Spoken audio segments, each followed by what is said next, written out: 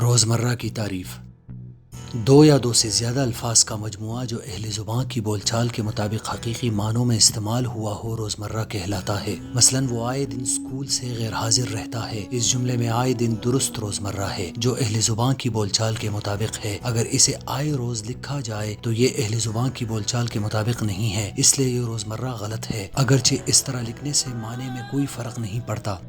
محاورہ کی تعریف دو یا دو سے زیادہ الفاظ کا مجموعہ جو اہل زبان کی بول چال کے مطابق مجازی یا غیر حقیقی معنوں میں استعمال ہوا ہو۔ مثلا سر پر چڑھنا کے حقیقی معنی سر کے اوپر چڑھنا ہے، جبکہ مجازی معنوں میں اس سے مراد گستاخ یا بدتمیز ہے۔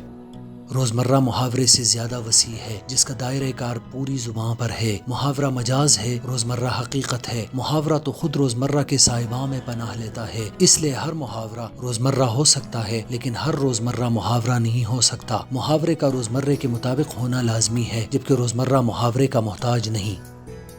روزمرہ اور محاورہ میں مماثلت۔ پہلی مماثلت، دونوں کے لیے دو یا دو سے زیادہ الفاظ کا مجموعہ ہونا ضروری ہے۔ دوسری مماثلت، یہ مجموعہ دونوں صورتوں میں اہل زبان کی بول چال کے مطابق ہونا ضروری ہے۔ تیسری مماثلت، دونوں کے لیے ضروری ہے کہ قیاسی نہ ہوں۔ روزمرہ اور محاورے میں فرق۔ پہلا فرق، روزمرہ حقیقی معنوں میں ہوتا ہے جبکہ محاورہ مجازی یا غیر حقیقی معنوں میں ہوتا ہے۔ مثلا آنکھوں سے اترنا محاورہ ہے اور چھت سے اترنا روزمرہ ہے۔